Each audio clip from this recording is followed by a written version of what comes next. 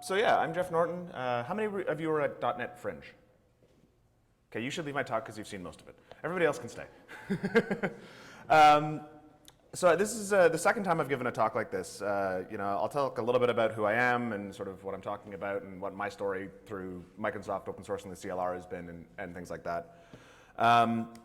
I, this time, probably am the longest standing open source .NET hacker in the room.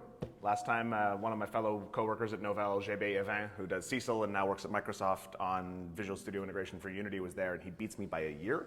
But I've been working on open source .NET since 2004. Back then, I ran my own company. This was the days of web portals and Java and all kinds of really horrible things. And I had a development team that worked for me that worked on Macintoshes, and we really, really, really liked what ASP.NET was doing, and we really wanted to use it, but we all had Macs. So I got bored and started working on Mono. I brought up the PowerPC JIT and backend and OS X support for Mono. I ended up doing that for a number of years, and then actually I took a job with Miguel and the Mono team in 2008 till 2011. While I was there, I worked on a couple different things. I was primarily responsible for Mono on OS X. I worked on a bunch of different projects like Objective-C Sharp, Cocoa Sharp, Objective-C Sharp version 2 because I didn't like the first one, Cocoa Sharp version 2 because I didn't like the first one. These eventually became products which were called MonoMac and MonoTouch at the time at Novell. They've sort of gone on from there to become what you now know as Xamarin.iOS and Xamarin.Android and everything else. I also worked on the Moonlight team, which was an open source implementation of Silverlight at Mono.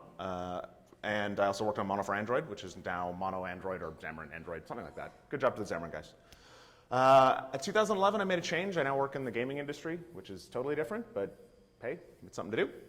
And now, even more so, times are changing. If you'd asked me in 2009, having worked on .NET for 5 years, whether Microsoft would ever recognize somebody for doing kind of the stuff that I do and making them an MVP, I would have said, but this year Microsoft sort of looked at my contributions into CoreCLR and what they've been doing and was kind enough to award me as an MVP. So times are changing. So the story today, like I said, I'm going to talk just a little bit about sort of what Microsoft has done with open sourcing .NET. A lot of you people have been talking about great things that they're doing with NuGet packages and with CoreFX and first pull requests to CoreFX and to Roslyn. I work on the CoreCLR itself. I work on the runtime. So there's not a lot of us doing that, but I hope that I can encourage even one of you to make a contribution, and I will have bribes at the end. So November 2014, Microsoft made this fantastic announcement. They have decided all of a sudden that .NET doesn't need to be this closed single platform ecosystem anymore. There's value in having developers from everywhere want to contribute to your platform or work on your platform, so they decided we're going to come out and publicly say we're open sourcing this thing. It's going to work on Linux, and it's going to work on OS X, and it's going to work on Windows, and it's going to be supported, and it's going to be great.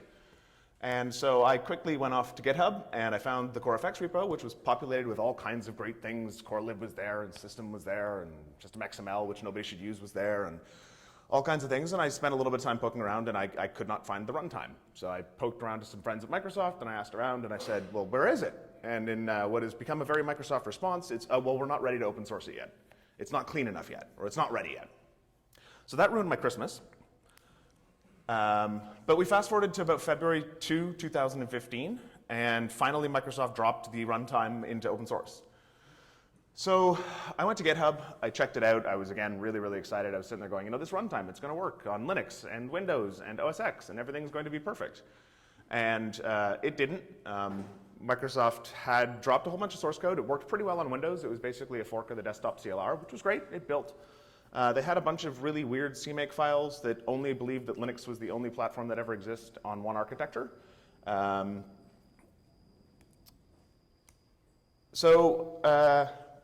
could build and run Hello World. It didn't have exception handling support. The garbage collector sort of barely worked. But most of the pieces were in place. I mean, the code that was coming out was good, and it was there. And taking a look through it, it was well-documented code, it was well-structured code, it was well-put-together code. I was pretty happy to see what was there. And having worked on .NET and runtimes for 10, 15 years at this point, I know what to do. So I checked out the code, and I started hacking. It took me about 3 days, mostly because I have a full-time job. But I got the runtime up and running on OS X within about 3 days. In retrospect, it was probably not very nice of me, and I suggest you don't do this, to drop a 10,000-line patch on them out of nowhere without any heads up. That probably wasn't the best thing to do. But all in all, really, getting it running on another OS was not all that complicated. Like I said, the main problems were Microsoft made a lot of assumptions, I guess, when they first started getting a build on not Windows. Everything in CMake assumed that if you were running CMake, you were on Linux. They always assumed that if you were running on any platform that wasn't Windows, it was going to be on Clang with Linux's assemblers. And Linux assembler has some differences on how they encode things like local labels, and you can't directly encode short jumps into the assembler that Apple provides, and macros are handled a little bit differently. One piece of information that was kind of really interesting to me as I went through this process was going through their platform abstraction layer. So one of the things that Microsoft has done, and this actually dates all the way back to Rotor, they've tried to keep the API interface between the virtual machine, the JIT, and the underlying operating system as clean and isolated as possible. So as a result, they've actually implemented a fair amount of the Windows APIs that the VM needs on Mac and on Linux and on other different operating systems. So fundamentally, really going to a new operating system, that's probably going to be your biggest piece if you ever choose to take on a task like this, to port that over. And it's really not that complicated. It's got a really nice test suite, and it's really well-written code.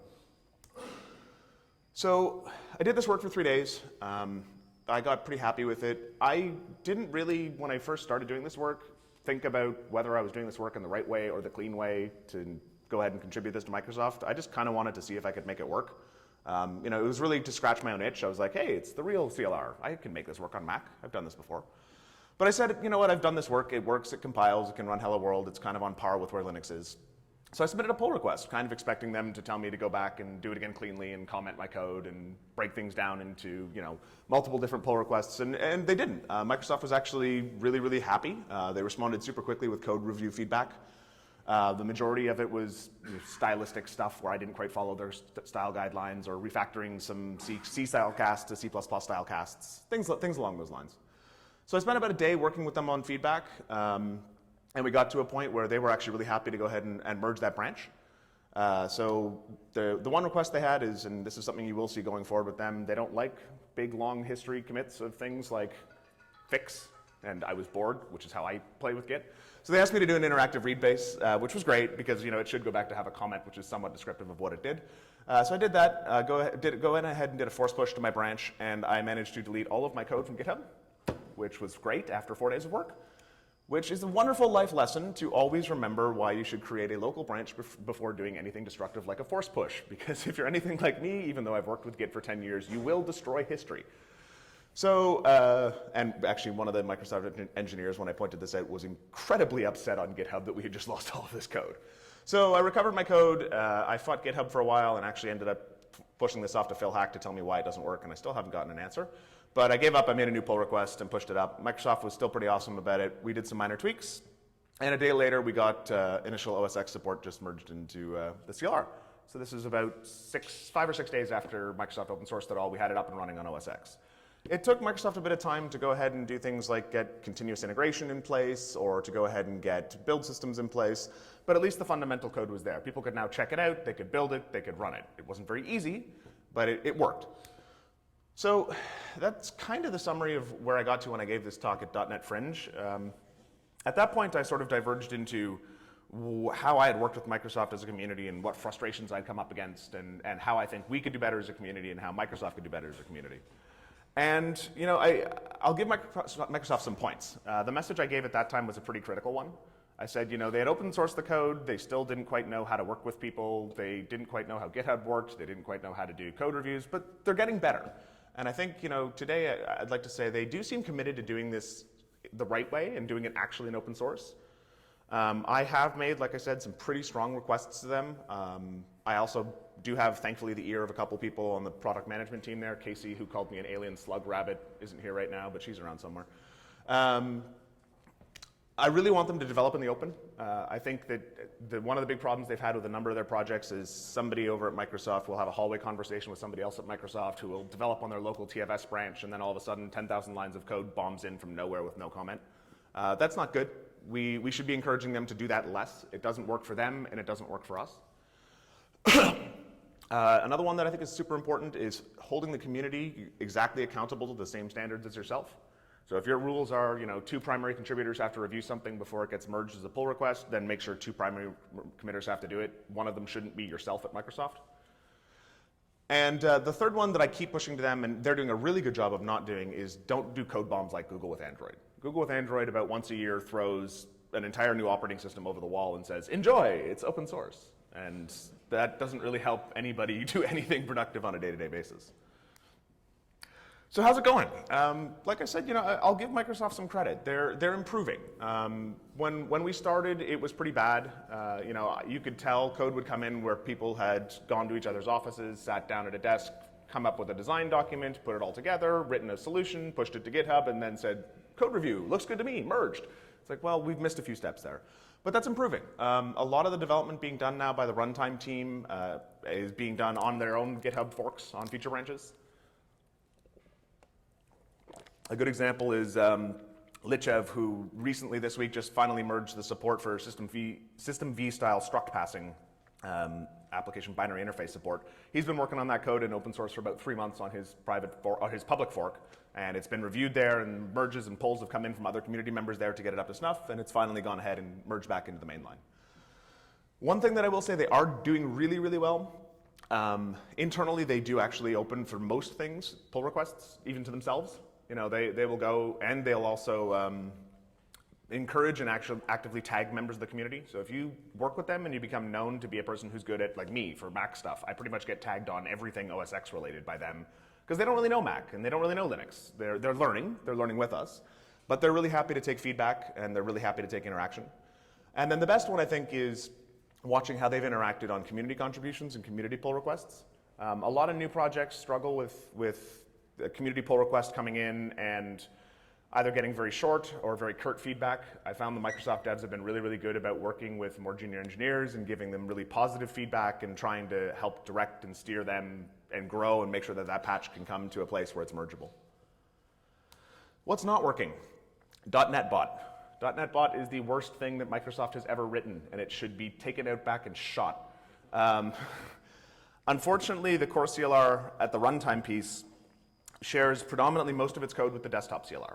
And as a result, Microsoft has really, really big, nervous pieces about touching it, about anything that changes anything about code gen, about anything that changes anything about the garbage collector especially.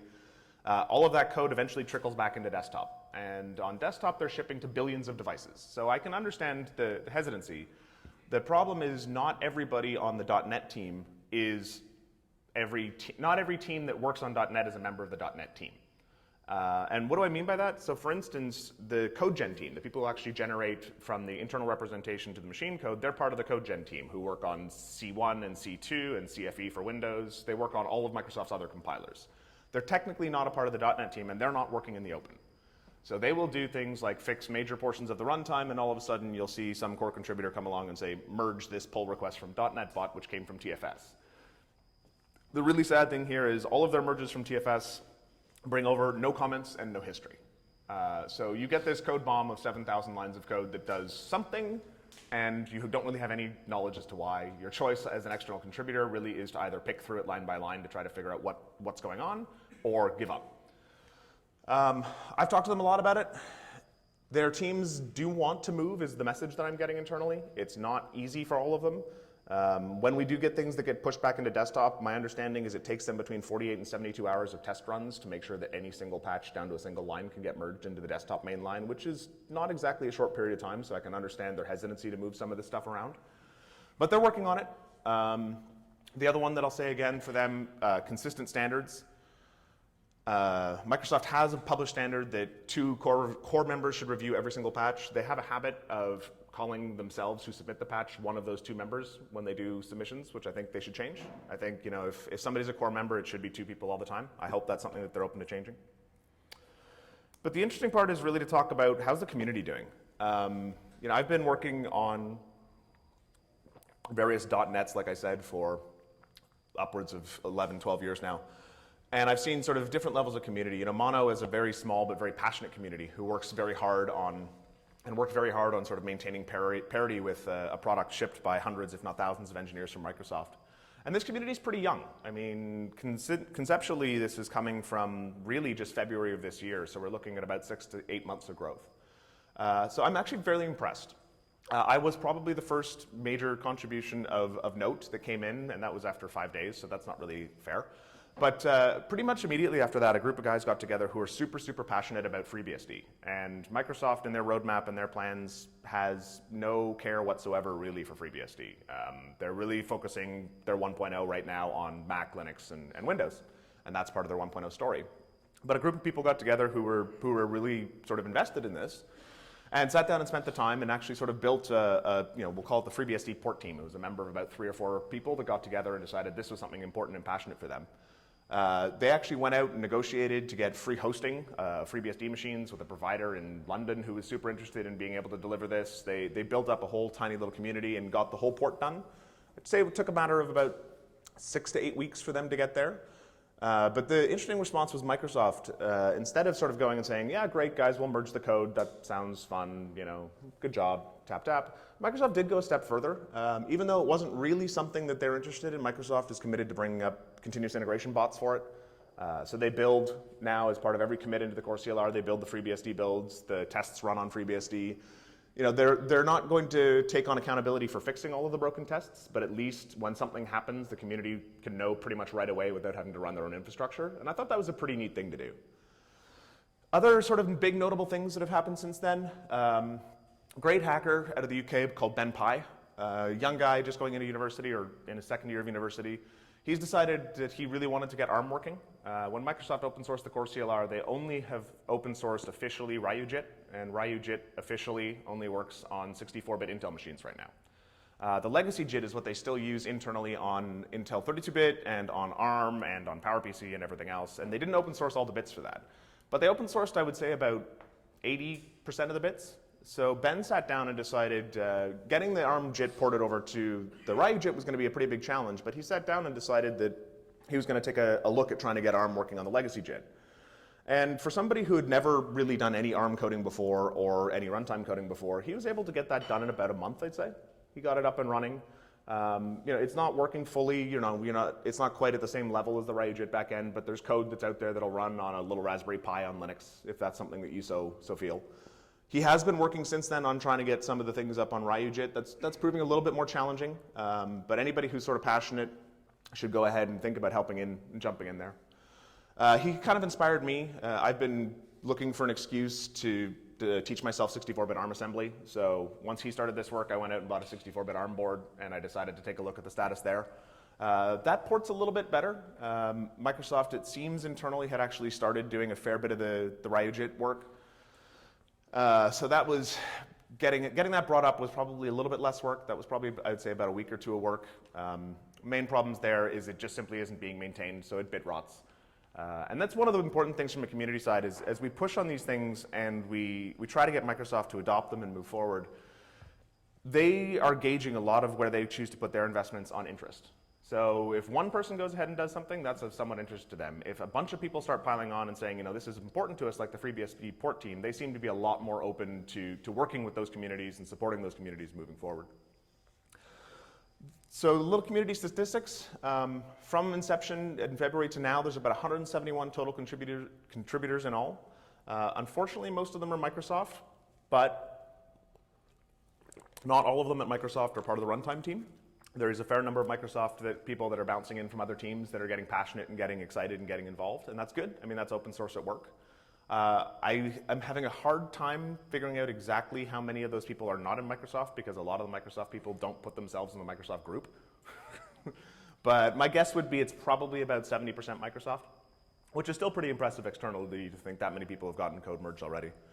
From a pull request perspective, 1,084 pull requests have already been closed. Now that includes closed for not going to do it and opened, but that's a fair bit of interaction over a 6 to 8 month period. There's currently about 27 open. Anybody who wants to pick one up, please go ahead. I'll review it, I promise.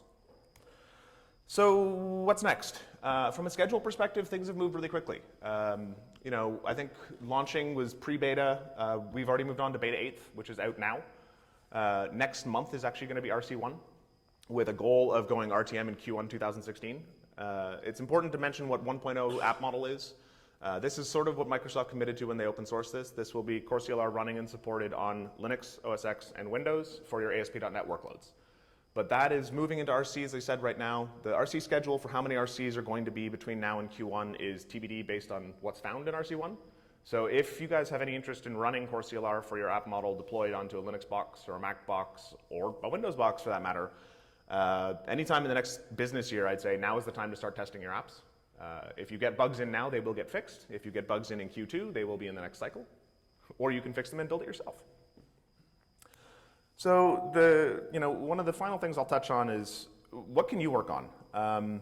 I sort of have given this talk a few times now, and I really like to take it as an opportunity to inspire people who don't work on the runtime to work on the runtime. We need more runtime hackers. We always need more runtime hackers. The runtime is what makes everything work. So one of the things that's particularly exciting to me, I'm a security guy for my job. I do a fair bit of security work. Microsoft has recently just announced a bug bounty program around the CoreCLR. I don't know how many of you are familiar with bug bounty programs, by and large. Nobody. Okay, Microsoft will pay you if you find bugs.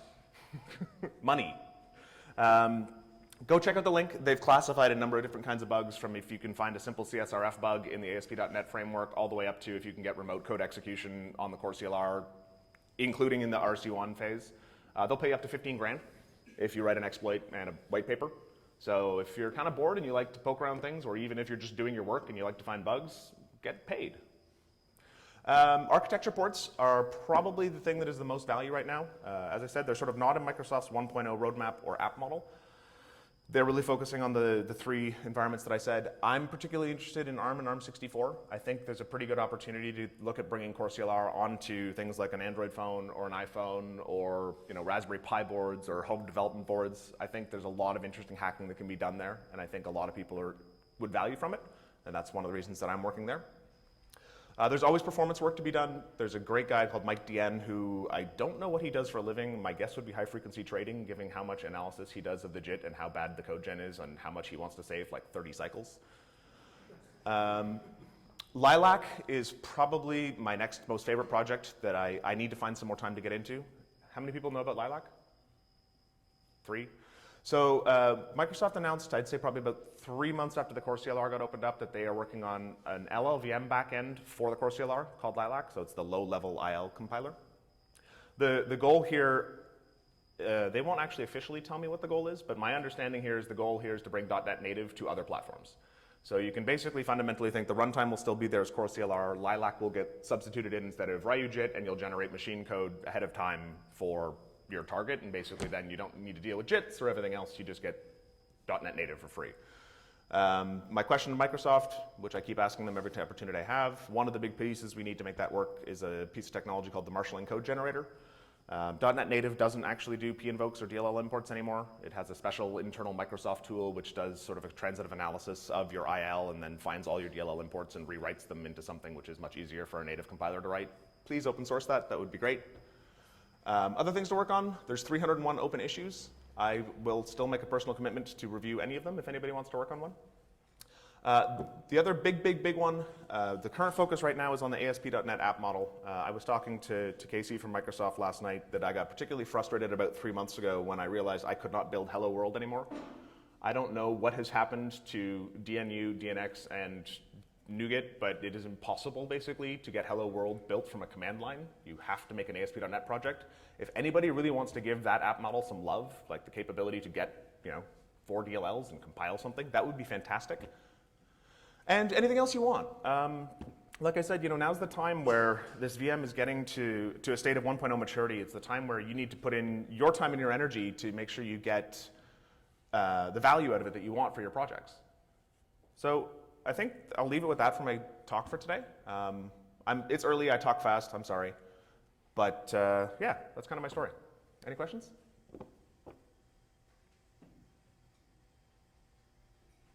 Adam. You're not actually a committer. You don't have commit rights. So that's a bone of contention that I removed from this version of the talk. Microsoft currently will not allow anybody who is not a Microsoft employee to have commit rights to the repository. They are working closely with GitHub on some of the future coming GitHub team features because they do want external people to have the capability to do things like close pull requests, close down issues, and have other sort of things that GitHub currently ties to committer.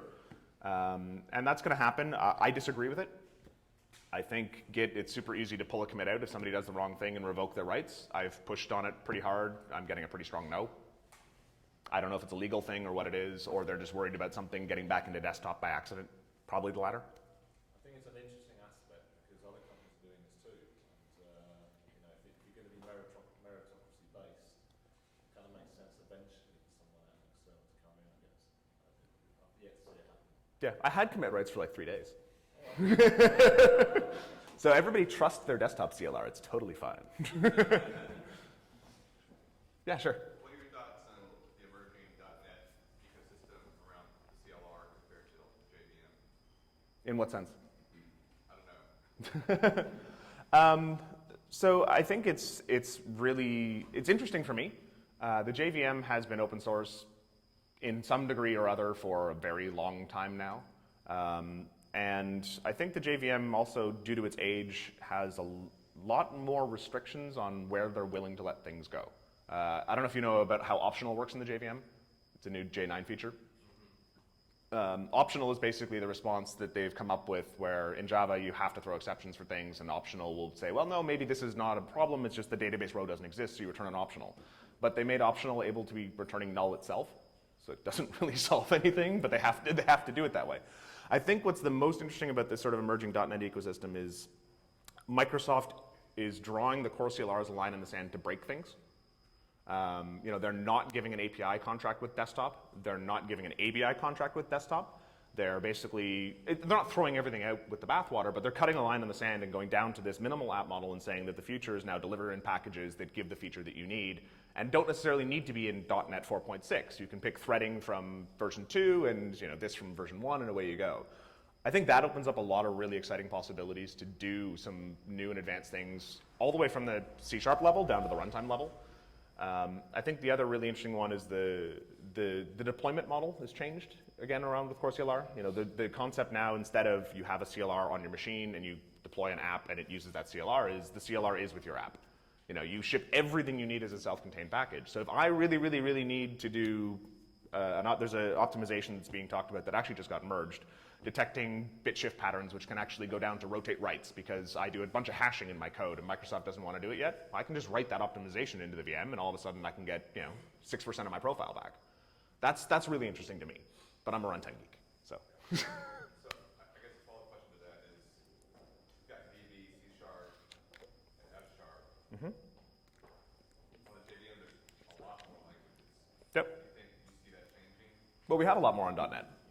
We have Boo, we have Unity scripts. I mean, there is a fair bit more. I think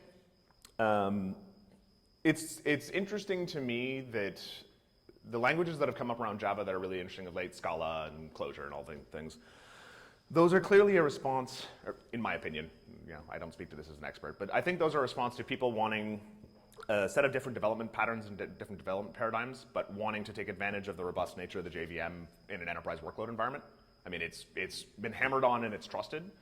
I think the problem that .NET had there was not everybody would want to commit to deploying Windows machines everywhere. So if we get over this 1.0 hurdle and people can actually show some TCO models of what it costs to run .NET apps on CoreCLR on Linux is comparable or even better to running the same workloads on Windows, that may inspire the language people to go and say, maybe we should look at what we should do over here. From a purely technical perspective, I would argue that implementing, you take a look at what happened with the iron languages and the DLR. It certainly is much easier from a common intermediary language perspective compared to a Java bytecode perspective to do interesting language things on top of the CLR.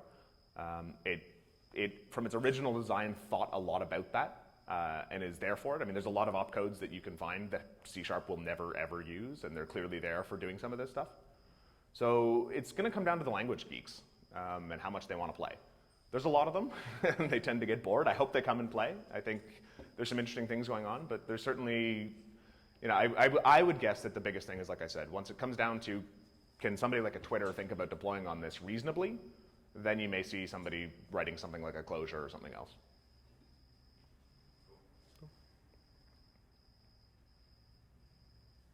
Yeah.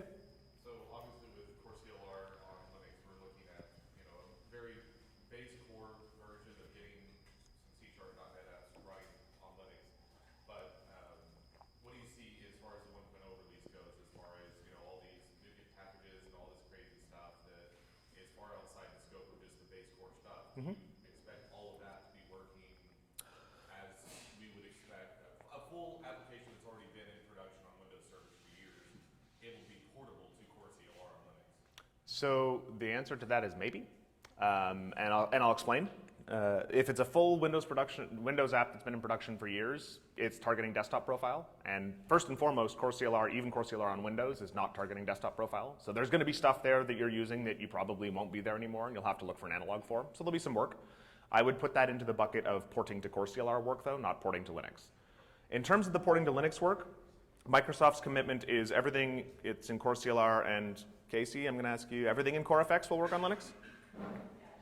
Yeah, so everything in CoreFX and everything in CoreCLR, yeah. Well, there's like Windows registry APIs which won't work. Right, but those aren't part of the CoreFX. They are in the CoreFX repo. Are they now? Yeah. They should be removed then.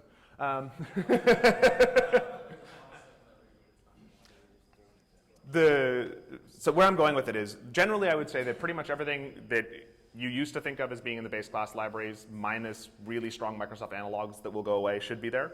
Where you're going to run into a problem is if you use any third-party NuGet packages. Those are going to need to, on a maintainer-by-maintainer basis, need to be updated to go and say that they support the CoreCLR profile and potentially even the CoreCLR profile on Linux or Mac or whatever. And that's part of the whole NuGet package spec where they now have, the PCL and the Windows Phone 8 directory and the UAP directory and everything else. So if it doesn't have that, you're either going to need to fork it and build your own NuGet package, which is great, or you're going to have to figure out something else. But depending on what you're using, most of those things will probably come along pretty quickly. Okay, and as a follow-up to that, so let's say within a year you're able to get everything converted over, you've got your app running on CoreCLR 1.0 on Linux. How do you see the performance of that application versus something on JVM running on the same machine, and also versus the same app on Windows? So I think comparing an app on CoreCLR on Linux to an app on JVM on Linux is kind of an apples and oranges thing. I think it's kind of impossible to do because I could write the app one way or the other, and they're completely different languages and completely different targets. I think where we'll have to get to that is when we start running something like a specint or some of the other TCO ops on CoreCLR and compare that to the JVM. I expect there that CoreCLR is going to win some and lose some. Yeah. In terms of CoreCLR on Linux versus CoreCLR on Windows perf, right now Linux is behind, just on a straight shot-by-shot basis. There's a few reasons for that. It's getting better. The biggest thing that's a pain right now is exception handling. The exception handling model in the CLR, I don't know how familiar you are with the Windows exception model, but super quickly, basically the way that they generate a C or C++ exception that percolates up through your call chain, the CLR just generates those and hooks it into the kernel at runtime, so it's kind of free to do C++ exception handling or C# exception handling in between managed and native frames. We can't do that on Linux. It just doesn't work. So there's a little bit of magic where we basically throw a managed exception to a point and then look at it and then turn it into a C++ exception and then look at it and then do this. And when you have to do multipass unwinding especially, that can get a little bit tricky. Jan Vorley from Microsoft just last week committed something which fixes that a lot, especially for the debugger scenario. But that's going to be a place where we're going to have to continue to look at perf and see what we can do. The easier thing is don't write code that throws exceptions. Exceptions are exceptional, don't use them. Cool. Anything else? Cool, thanks everyone.